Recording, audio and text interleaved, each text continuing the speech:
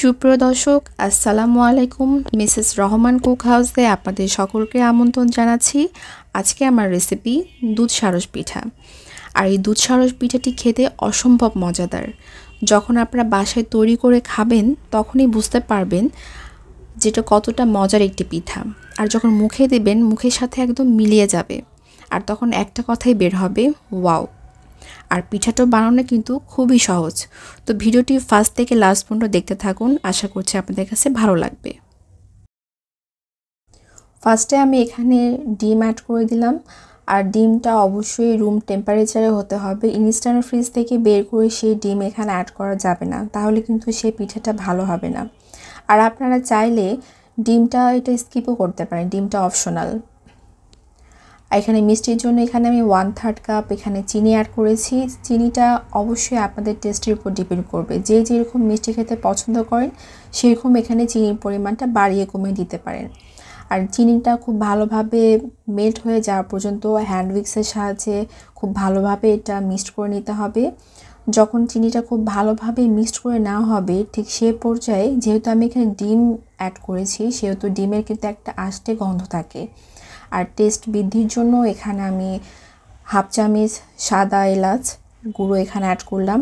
Vanilla essence এখানে দেওয়া যাবে না, কারণ যেহেতু আমি এটা পিঠা তৈরি করছি, এটা কিন্তু কেক না। আর এখানে আমি অ্যাড করে দিলাম 1.5 কাপ সুজি।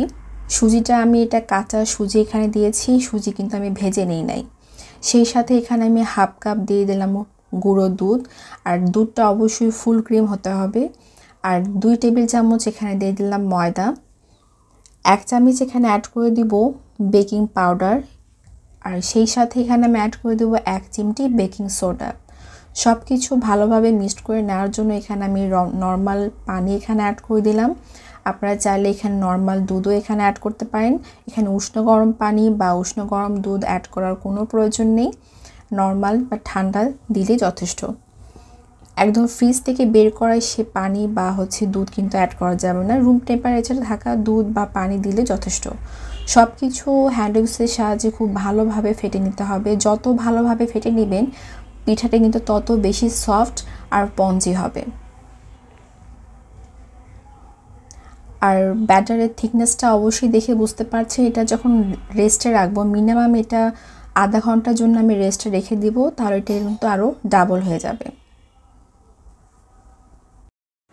আধা ঘন্টা হয়ে গেছে। আধা ঘন্টা পর সুজিটা একদম ফুলে ডাবল হয়ে গেছে। ব্যাটারটা দেখে আপনারা বুঝতে পারছেন, কারণ যখন রেস্টে রাখার আগে ব্যাটারটা খুবই পাতলা ছিল, আর রেস্টে রাখার পর ব্যাটারটা কিন্তু অনেক ঘন হয়ে গেছে। আর কিছুক্ষণ আমি হ্যান্ড উইক্সের সাহায্যে এটা কিছুক্ষণ ফেটে নিব। ফেটে নেওয়ার পর এখানে আমি অ্যাড করে দিব ড্রাই ফ্রুটস। এখানে আমি খেজুর নিয়েছি আর কিশমিশ আর নিয়েছি কাঠবাদাম।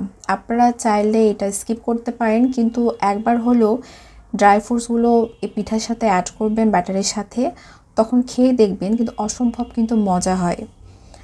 ড্রাই ফ্রুটসগুলো দেওয়ার পর খুব ভালোভাবে হ্যান্ড উইক্সের সাহায্যে এটা মিক্সড করে নিতে হবে।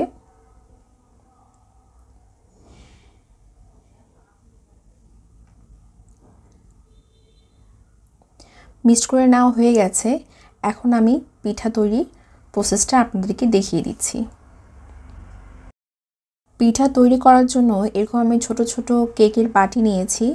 আমি এরকম ডিজাইন নিয়েছি, আপনারা চাইলে প্লেন যে কোনো ছোট বাটিতেও আপনারা পিঠাটা তৈরি করতে পারেন। আর এরকম খাঁজকাটা বাটি নিলে হয় কি একটা সুন্দর ডিজাইন হয়। আর আমি আগে থেকে বাটিতে তেল ব্রাশ করে রেখেছিলাম, এতে ভাপে যখন আমি দিব তখন পিঠাটা খুব দ্রুত খুলে আসবে। আর পুরো ভর্তি করে আমি দিব না, মিনিমাম এরকম একটু ফাঁকা রেখে আমি পুরো বাটিতে ব্যাটারগুলো দিয়ে দিব। আর একটি কড়াইয়ে আমি একটু পানি দিয়েছি, আর সেখানে আমি স্ট্রেনার এখানে দিয়েছি। আর এখানে দিয়ে আমি এটা স্টিম করতে দিয়ে দিব। এটা মিনিমাম 20 মিনিটের জন্য আমি ভাপে রেখে দিব।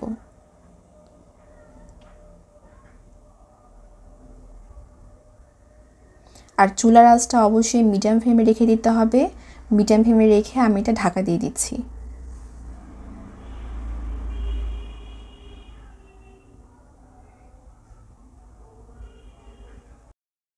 20 মিনিট পর ঢাকনাটা খুলে আপনাদেরকে দেখিয়ে দিচ্ছি। দেখুন আমি চুলার আঁচটা একদম অফ করে দিয়েছি আর পিঠাগুলোও কিন্তু একদমই হয়ে গেছে। দেখুন কতটা ফুলে উঠেছে। আর এটা আমি আর কিছুক্ষণ ঠান্ডা করে রেখে নিব। ঠান্ডা করে রাখার পর বাটি থেকে পিঠাগুলো খুব ভালোভাবে খুলে আসবে। আর ঠান্ডা করে নেওয়া হয়ে গেছে। হাত দিয়ে ভাবে চারপাশটা যখন চেপে চেপে তখন দেখতেই পাচ্ছেন বাটি থেকে কিন্তু পিঠাগুলো কিন্তু খুলে আসছে। পিঠার ভেতরে খুব ভালোভাবে রস প্রবেশ করার জন্য একটি ব্যাম্বু স্টিক দিয়ে আমি এটা ছিদ্র করে নিচ্ছি। এতে কি হবে, রসগুলো খুব ভালোভাবে পিঠার ভেতরে প্রবেশ করবে। এতে পিঠাটা আরও বেশি সফট হবে। এখন আমি সবগুলো পিঠা একইভাবে ব্যাম্বু স্টিক দিয়ে ছিদ্র করে নিয়েছি।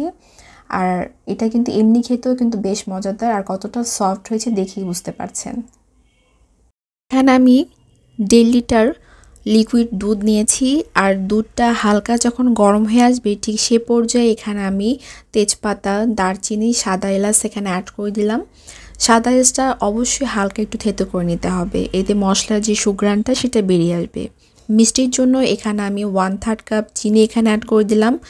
আমি বারবার বলেছি যে মিষ্টিটা অবশ্যই আপনাদের টেস্টের উপর ডিপেন্ড করবে। আপনারা যে যেরকম মিষ্টি খেতে পছন্দ করেন সেরকম এখানে চিনির পরিমাণটা বাড়িয়ে কমিয়ে দিতে পারেন। আর সুন্দর একটি ক্যারামেল লুক আসার জন্য আমি এখানে ক্যারামেল অ্যাড করে দিব। আর ক্যারামেল অনেক সময় দেখা যায় যে ক্যারামেলের ভেতরে দুধ যখন দেওয়া হয় তখন দুধটা ফেটে যায়, নষ্ট হয়ে যায়। এখানে আমি একটা টিপস আপনাদেরকে বলে দিচ্ছি, যখন ক্যারামেলটা তৈরি করবেন তখন এখানে থেকে একটু দুধ ক্যারামেলের সাথে আগে থেকেই মিক্সড করে নেবেন। আর অবশ্যই চুলার আঁচটা বন্ধ করে মিক্সড করে নেওয়া যখন হয়ে যাবে তখন সেই দুধটাই এই দুধে ঢেলে দিবেন। এতে দুধটা নষ্ট হয়ে যাওয়ার কোনো ভয় থাকবে না। আর গরম মশলা থেকে যখন খুব সুন্দর একটা স্মেল যখন বের হয়ে আসবে তখন একটা ছাঁকনির সাহায্যে সবগুলো মশলাগুলো তুলে ফেলে দিতে হবে। এতে কিন্তু পিঠাগুলো খুব ভালোভাবে তার ভেতরে রসগুলো প্রবেশ করবে। আর খুব সুন্দর একটা স্মেল আসার জন্য এখানে আমি জাফরান অ্যাড করে দিয়েছি। এটা আপনাদের অপশনাল, আপনারা চাইলে এটা অ্যাড করতে পারেন, না চাইলে এটা স্কিপ করতে পারেন। আমার কাছে ছিল এজন্য আমি অ্যাড করে দিয়েছি। আর খুব ভালোভাবে এটা জাল করে নিতে হবে জাফরানটা দেওয়ার পর। জাফরানটা দেওয়ার পর যখন খুব সুন্দর একটা স্মেল বের হবে ঠিক সেই পর্যায়ে পিঠাগুলো দিয়ে দিতে হবে। আর এই সময় কিন্তু চুলার আঁচটা অফ করা যাবে না। চুলার আঁচটা থাকা অবস্থায় পিঠাগুলো দিয়ে জাস্ট একটা বলক তুলে জালটা অফ করে দিতে হবে। আর পিঠাগুলো দেওয়ার পর যদি আপনারা সারা রাত জুড়ে রেখে দেন তাহলে কিন্তু বেটার রেজাল্ট পাবেন। আর যদি হাতে যদি তাড়া থাকে তাহলে মিনিমাম 3 ঘন্টা এটা রেখে দিতেই হবে। এর বেশি যদি রাখেন তাহলে আরও ভালো, কিন্তু 3 ঘন্টার কম রাখা যাবে না, তাহলে রসগুলো ভালোভাবে প্রবেশ করবে না। এখন আমি চুলার আঁচটা অফ করে দিব, দিয়ে আমি এটা ঢাকা দিয়ে রেখে দিব। আমি 4 ঘন্টা রেখেছিলাম। আর 4 ঘন্টা পর আমি ফিরে এসেছি। আর আপনারা দেখেই বুঝতে পারছেন যে পিঠাগুলো আগের থেকে কতটা ডাবল হয়ে গেছে। আর রসগুলো খুব ভালোভাবে ভেতরে প্রবেশ করেছে, আপনি সেটা দেখেই বুঝতে পারছেন। পিঠাগুলো আমি আপনাদেরকে সার্ভিং ডিশে সার্ভ করে দেখাচ্ছি। সুপ্রিয় দর্শক, দুধ সারস পিঠা একদমই কমপ্লিট। আমি সার্ভিং ডিশও সার্ভ করে নিয়েছি। আর দেখতে কতটা লোভনীয় লাগছে সেটা আপনারা দেখেই বুঝতে পারছেন। আর উপরে গার্নিশের জন্য আমি পেস্তা বাদামি কুচি এখানে অ্যাড করেছি। আর এই পিঠাটা ইফতারে বা ঈদে আপনার ডেজার্ট হিসেবেও প্রেজেন্ট করতে পারেন। আর পিঠাটা যে এতটা বেশি মজার আর বানানো কিন্তু খুবই সহজ। আর সেম রেসিপি যদি ফলো করে আপনারা বাসায় তৈরি করেন তাহলে একদমই আমার মতো বেটার রেজাল্ট পাবেন। একটি পিঠা আমি আপনাদেরকে কেটে দেখাচ্ছি। কেটে দেখালে আপনারা বুঝতে পারবেন যে ভেতরে কতটা পরিমাণ সফট হয়েছে। আপনাদেরকে কাছ থেকে দেখিয়ে দিচ্ছি, দেখুন পুরো রসে একদম টইটুম্বুর হয়ে গেছে। আর এই পিঠাটা খেতে কিন্তু অসম্ভব মজাদার।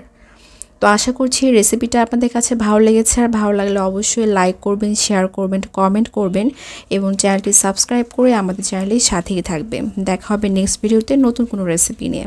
আল্লাহ হাফেজ।